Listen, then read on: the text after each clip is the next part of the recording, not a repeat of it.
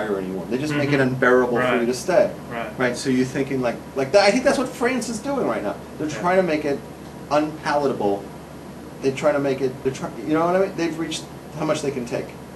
And France, in my opinion, I mean, I may be wrong. You can make an argument against me, but I think they're the most liberal socially of all those countries in Western Europe. I think they pride themselves. Look how progressive we are. And if like they're pushing back, then my God, then they're all going to push back. And Germany, I mean, you're just waiting for the other shoe to drop in Germany, because they have a long history of intolerance towards everybody. It's not Aryan. Oh my God. What do you think? We'll see. A civil war or Islam wins. D-Medic writes in the chat room, civil war comes into play if the left, the liberals, try to protect the foreigners. Then the civil war would not be Muslims versus the whites, but it would actually be the civil war with the conservatives versus the liberals. And maybe the first shots of that civil war were taken on Friday. And then that nut job will go down in history as the igniting a civil war. He'll be the guy who shot the Archduke. Yeah, Ferdinand. He'll be the guy that triggered World War III. This nut job. Yeah. You know, it's always sad when it's one of somebody who's like a like thinker that loses it. You know, you go, oh God, not one of ours. Yeah.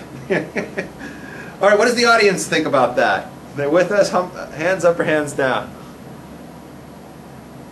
The audience is very pensive. Okay, if D-Medic goes on, if Europe decided to just kick out the Muslims could fight back, but they wouldn't stand a chance. You agree with that? I don't think it's so clear. I think, I'm not sure. I think the Muslims could certainly put up a formidable fight. Who arms the Muslims? That's the question. Who would be on the Muslim side? Well, for instance, Russia or China may have an interest in a destabilized Western Europe. True, but doesn't Russia also have its own problems with Muslims? Yeah. So it's not like Russia is pro-Muslim, but Russia often thinks that anything that gives the United States trouble is good for Russia, for instance. No, so I'm not sure if they view England and France and it also Holland the same way. It also depends who's running Russia, because remember, the guy who's running it is a nut job himself, this Putin guy, who's very Stalin-esque. He's into Stalin. I'm not sure he's insane. I think he's very sane. Okay, but he's got some crazy ideas. He's got traditional Russian ideas. Russia has traditionally been a police state. Okay, so he's got very traditional Soviet ideas. Yeah. And Stalin, hey, under Soviet rule, I believe that they had at least 3 fronts against Muslims. They had Chechnya, they had Afghanistan, and they had Azerbaijan. And they have fought against a lot of Muslims. Muslims has always been a big problem because they make very poor communists. They make very poor Soviets. And that was always a problem in the Soviet Union. They could not get those people to assimilate into Soviet lifestyle. And let's not forget Kazakhstan and all the service that's been happening there. Oh, you know the problem there. Well, in my country there is problem, and the problem is the Jew. Throw the Jew down the well, so my country can be free. All right. Then we'll have a big party. Very nice. Okay, real good. All right, so we covered the whole Norway thing. It's great to meet your sister, because I'd love to introduce you to my sister, because she's the number 3 hooker in all of Kazakhstan. That's true. You know where this is coming from? Yes. Oh, it's just Borat. Okay, so the audience knows. They're well briefed on that. So you got any final words on the Norway thing?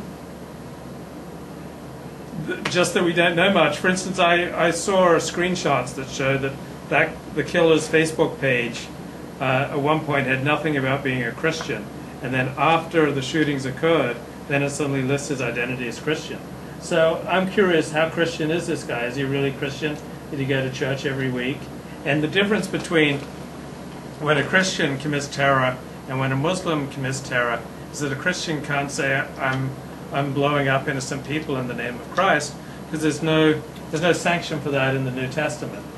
He can't point to a verse in the New Testament and say, and Jesus says, blessed are they who blow up innocent people. Listen to this guy, because Well, when the Muslims do it, His they always dad's a do it preacher. with Allahu Akbar, God is great. And you say that I'm very now well. gonna You say that very well, by the way. Thank you. Yeah, I'm now it's going to very- slit your throat. Yeah. And they can point to all sorts of texts in the Absolutely, Quran that I say can point to them. it's a great thing to Absolutely. kill unbelievers. So that's why I don't fear Christian terrorism.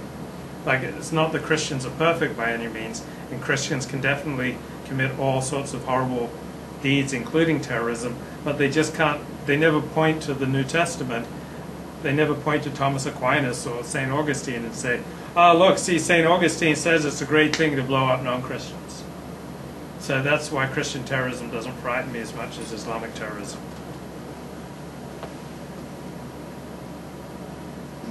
Let's see what D-Medic says.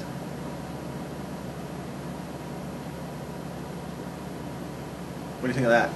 D-Medic says, well, a Christian could argue for blowing up pedophiles who teach children to hate Jesus. But there's nothing in the New Testament that says it's a mitzvah to blow up pedophiles who teach children to hate Jesus. I would not argue with this guy when it comes to Christianity because I'm a preacher's kid. You're a preacher's kid. He knows that thing. All right. So are we good on the Norway thing? I'm done. What do you want to talk about next? It's up to you. Do you have any thoughts on last week's show? Any feedback? Anything? Yeah, I'm so sick of it though. I mean, there's basically what's there to say. We have to wait for the trial on that guy. You know what I mean? We can't. Right. We can't. We have to reserve judgment. We don't. The Jewish way is not to come to conclusions until. And you know what's interesting? I had a discussion with my rabbi about it. Avigdor Miller? No, he's passed away. Okay, I wasn't sure if you were imagining this discussion. I had a conversation with my rabbi about the whole Levi Aron. Is your rabbi really a woman? No, but No, okay. he is gay. No. He davens that shir. What is it? Yeah, Shirim or whatever. Shir Hadashim. Beth Chaim Hadashim. Beth Chaim Hadashim. Yeah, there it is. No, but he said an interesting thing. He said nobody who's Jewish has the right to try to build a case. Like if I'm arguing and I say Levi Aron, we have to give him the benefit of the doubt, which I've been saying, right? And I say that we can't assume that he's guilty in any which way, and we just have to assume that he's innocent, and like until the facts are presented and then a verdict is given. And if the verdict comes out he's guilty, we accept it. But until then, you have to take the attitude of err on the side of giving benefit of the doubt. We talked about this last week. So my rabbi said it's more than that. The only people who have a right, according to Torah, to argue against them and take an attitude of this guy is guilty and these are the reasons why he's guilty and whatnot, is if you are part of the prosecution of the state of New York and you're working for the prosecution. If you have a job and your responsibility is to bring a case against this guy and you want to prove that the guy is guilty and therefore you're going to argue against somebody like me who's making a case why the guy is not guilty, then you have a reason to do it. But unless you're the prosecutor of the state of New York, you don't want to go there. You just have to, you have no right to get involved in that conversation. You have to, according to Torah, give the guy the benefit of the doubt until, he's proven guilty. That's it.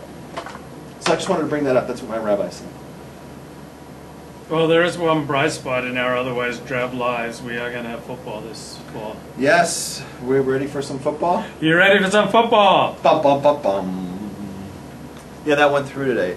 Right? Yeah. What about basketball? When is that coming through? Who cares? All right. Okay. So there's that. All right. Oh, there's stuff they're talking about, this Christian stuff. What's a PK? Oh, what's a PK? Maybe it's a PK. Preacher's kid. Preacher's kid, Jesus. They screw with the kids. Okay. And, all right. Shall we move on to the Parashat? You want to move on to the Parashat? It's kind of early this week. Unless you've got something. What else? You got nothing else this week? Nothing exciting happened in the life of Levi? All right. So has the audience thought of anybody for Levi as a woman? We don't want to say on the air, like that's a sacred matter. All right. Can you pull up my... No, pull up your thing. Hold on. I just want to see before we go there. Oh, sweet. You like that? Yeah. Hey, how do I do that? Sweet screensaver. You like that? Yeah. All right. Let's go to your thing. All right. So we'll go at length with this since we have a lot of time. We're getting to the parsha early. Take it away.